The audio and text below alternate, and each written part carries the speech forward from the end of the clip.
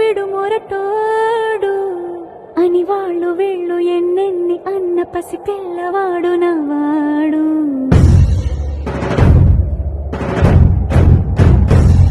విడుముండోడు అని ఊరు వాడ అనుకున్న గాని మహారాజు నాకు నవ్వాడు.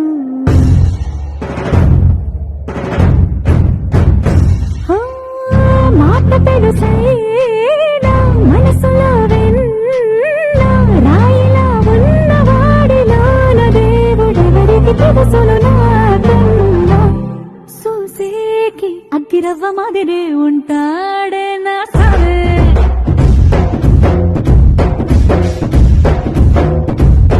మెత్తాని పత్తి పువ్వుల మగేసంటాడే నా సరే.